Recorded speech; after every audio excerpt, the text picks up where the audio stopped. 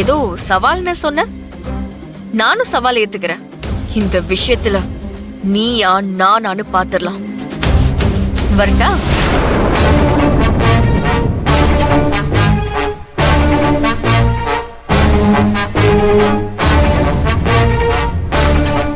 ஏய் கீர்த்தி, என்னடி இவ இப்படி சொல்லிட்டு போறா? இவளை சமாளிக்க முடியாது போல இருக்கே. இனி என்னடி பண்ண போற?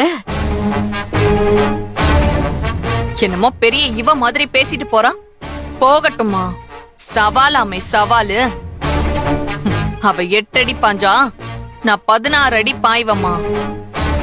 இவள் எப்படி வழிக்கு கொண்டு வரணும்னு எனக்கு தெரியும். நான் பாத்துக்கிறேன். என்கிட்டயே சவால் விடுறாளா?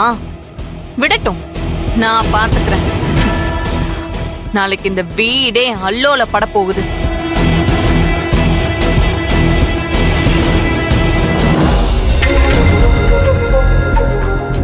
நானும் செல்வையும் என்னதான் இந்த குடும்பத்துக்காக விட்டு கொடுத்து எல்லா பாரத்தையும் ஏத்துக்கிட்டாலும் இங்க எல்லாரும் நம்மளை உதாசனப்படுத்தத்தான் செய்யறாங்க.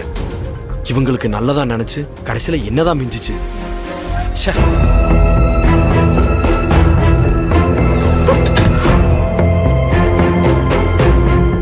ஏங்க, என்னங்க ஆச்சு?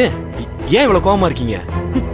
வேலு, நடந்த விஷயம் உங்களுக்கு தெரிஞ்சதுன்னா என்ன விட நீங்க தான் ரொம்ப கோவப்படுவீங்க. என்னாச்சுங்க? கீழே நடந்த விஷயத்த சொல்றீங்களா? ஏங்க, என்னாச்சுங்க? மறுபடியும் என்ன பிரச்சனை? என்னங்க, வேற ஏதாவது இழுத்து விட்டாங்களா? ஏங்க, செல்வி எனக்கு ஏற்கனவே தலைவடிக்கிற மாதிரி இருக்கு. இப்ப என்ன நடந்துச்சு? என்ன விஷயம்? அதை சொல்லுங்க. வேலு, இந்த பிளாட் வாங்குற விஷயத்துல நாம ஒண்ணு நினைச்சுக்கிட்டு இருந்தோம். இந்த கீர்த்தியும் அவங்க அம்மாவும் சேர்ந்து இதை நாம நினைச்சு பார்க்க முடியாத அளவுக்கு எங்கேயோ கொண்டு போய் நிறுத்தி வச்சிருக்காங்க. விஷயம் ரொம்ப சீரியஸா போயிட்டு இருக்கு. அந்த சித்தர் சொன்ன மாதிரி இவங்க இந்த வீட்டையும் நம்மளையும் நடு தெருவுல நிக்க வைக்காம விட மாட்டாங்க போல இருக்கு. நடுத்தருவுக்கா? என்னங்க சொல்றீங்க? அவங்க 2 பேரும் அப்படி என்ன பண்ணிருக்காங்க? அது வந்து இப்ப நான் எதர்ச்சியா போனப்ப கீர்த்தியும் உங்க அம்மாவும் பேசிக்கிட்டு இருந்தத நான் கேட்டேன்.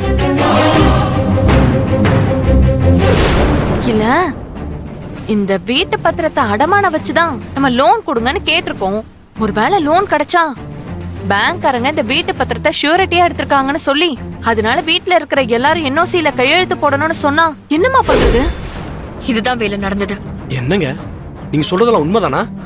ஆமா வேலு, நம்ம திருமாமா கிட்ட அவ்வளவு தூரம் சொல்லியும் அவரும் கீர்த்தி பேச்சு கேட்டுக்கிட்டு வீட்டு டாக்குமெண்ட கொண்டு போய் லோன் ஏஜென்ட்ட பாக்குறேன்னு பேங்க்காரங்க கிட்ட கொடுத்துட்டு வந்திருக்காரு. ஐயோ, இதுல நம்ம கேட்டதுக்கு வீட்டு பத்திரத்துக்கு பட்டா வாங்க கொண்டு போறேன்னு திருமாமா நம்ம கிட்டே போய் சொல்லி எடுத்துட்டு போனதுதான் எனக்கு ரொம்ப ஆச்சரியமா இருக்கு. இவ்வளவு பெரிய விஷயத்த வீட்டுல இருக்கவங்க கிட்ட யார்ட்டையும் சொல்லாம பண்ணணும்னு அண்ணன் எப்படி நினைச்சாரு?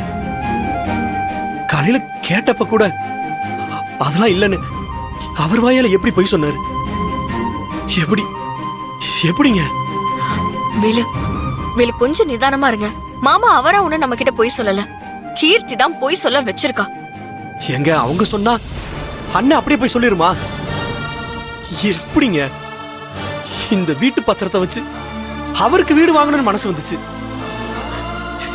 இது வேறு வீடு இல்லைங்க, இது எல்லாரும் வாழ்ற கோயில். வேலு, இத பாருங்க, திருமாமா கிட்ட இருந்து நானும் இதை எதிர்பார்க்கலதான். ஆனா அவரும் ஏதோ ஒரு சூழ்நிலையில இப்படி சொல்லிட்டாரேன்னு நம்ம விட்டுருவோமே. மாமா கிட்ட நம்ம இத பத்தி அப்புறமா கூட பேசிக்கலாம். ஆனா இப்ப நமக்கு அதை விட முக்கியம், நாம உஷாரா இருக்க வேண்டியது வேற ஒரு விஷயத்துக்கு. மாமாவையே நம்ப வச்சு வீட்ல எல்லார்கிட்டயும் அவரை பொய் சொல்ல வச்சு பத்திரத்தை கொண்டு போய் லோன் வாங்குற அளவுக்கு பண்ணிருக்காங்கன்னா அந்த ரியல் எஸ்டேட் குரூப் எந்த அளவுக்கு ஃப்ராட் ஆனவங்கன்னு கொஞ்சம் யோசிச்சு பாருங்களேன். புரியுதுங்க. அண்ணன் இதுவரைக்கும் நமக்கு தெரிஞ்சு எல்லாமே பண்ணிட்டு இருந்துச்சு. இப்போ நமக்கு தெரியாம முடிவெடுத்ததுக்கு அப்புறம் நாம என்னங்க பண்ண முடியும்? நாம போய் அண்ணன் கிட்ட ஏன் போய் சொன்னேன்னு கேட்டு அது பிரச்சனை பெருசாகுமே தவிர தீர்வு எப்படி கிடைக்கும்? அதுக்காக இந்த விஷயத்தை அப்படியே விட்டுற முடியுமா? வேலை, இது நம்ம வாழ்ந்துட்டு இருக்க வீடு சம்பந்தப்பட்டது. நம்ம வீட்டை நம்பிதான் நம்ம குடும்பமே இருக்கு. இது பத்திரத்தை பத்தி கிடையாது. இந்த வீட்ல ஒரு உயிர் இருக்கு. இதை எக்காரணத்தை கொண்டும் மாமாவும் சரி கீர்த்தியும் சரி யார்கிட்டயும் போய் ஏமாந்து நம்ம வீட்டுக்கு பிரச்சனை வர விடவே கூடாது. நீங்க நினைக்கிறது கண்டிப்பா நடக்காதுங்க. ஆனா நம்ம எப்படி இந்த விஷயத்தை பண்ண விடாம தடுக்கிறது?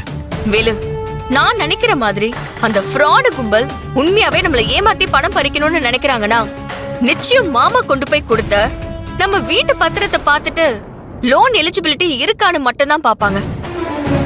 அப்படி மட்டும் லோன் எலிஜிபிலிட்டி இருந்து லோன் மட்டும் சாங்ஷன் ஆயிடுச்சுன்னா வீட்டு பத்திரத்தை ஷூரிட்டிக்காக எடுத்துட்டு வரவங்க வீட்ல இருக்கிற எல்லார்கிட்டயும் கையெழுத்து கேட்க வருவாங்க.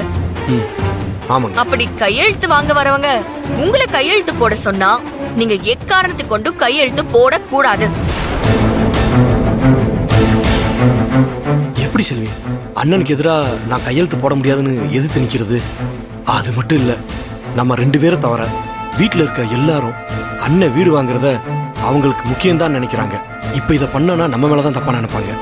இந்த மாதிரி சூழ்நிலையில நாம அண்ணனை எதிர்த்து நின்னா தேவையில்லாத பிரச்சனை தான் வரும்.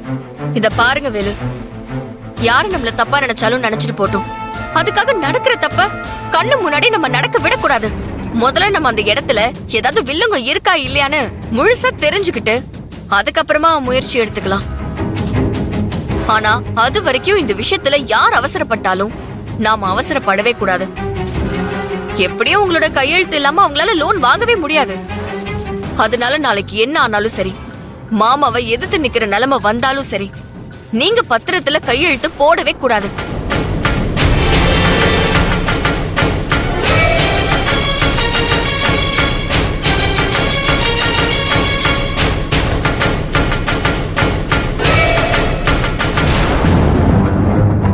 என்ன வேலு, என்ன யோசிக்கிறீங்க? இல்லங்க, இந்த விஷயத்தை பத்தி வீட்டுல யார்ட்டையாச்சும் பேசி முடிவெடுக்கலான்னு பார்த்தா அக்கா அம்மா எல்லாரும் இந்த விஷயத்துல நம்மளை பத்தி தப்பா தான் நினைச்சிட்டு இருக்காங்க. இப்போ அண்ணனும் நமக்கு தெரியாம மறைச்சு இவ்வளவு பெரிய விஷயத்த பண்ணியிருக்கிறாரு. இதெல்லாம் யோசிச்சா இந்த வீட்டுல எனக்குன்னு என்ன மரியாதை இருக்கு? என்னை எல்லாரும் வெறும் புழுப்பூச்சியா தானே நினைக்கிறாங்கல்ல? ஐயோ வேலு, நீங்க இந்த குடும்பம் நல்லா இருக்கணும்னு நினைக்கிறவரு, யாருக்கும் எந்த கஷ்டமும் வரக்கூடாதுன்னு நினைக்கிறவரு, உங்களை போய் யாராவது இப்படி நினைப்பாங்களா? ஆட போங்க செல்வி, இதை நீங்க என்ன சமாதானப்படுத்துறதுக்கு தான் நல்லா சொல்றீங்கன்னு எனக்கு தெரியும். எப்பவுமே என்ன எல்லாரும் முட்டாளு உதவாக்காரன்னு நினைப்பாங்க. இந்த குடும்பத்துல இருக்கவங்க எல்லாரும் ஏதாவது ஒரு முடிவு எடுக்கணும் அப்படின்னா என்னையெல்லாம் எதுவும் பெருசாலாம் எடுத்துக்க மாட்டாங்க. அவங்களா ஏதோ ஒரு முடிவு எடுப்பாங்க, நானும் அதுக்கு சரின்னு மண்டையாட்டிட்டு வந்துருவேன். ஆனா இந்த விஷயம் எனக்கே பெரிய முட்டாள்தனம்னு தெரியுது. நான் எது சொன்னாலும் இப்ப யாரும்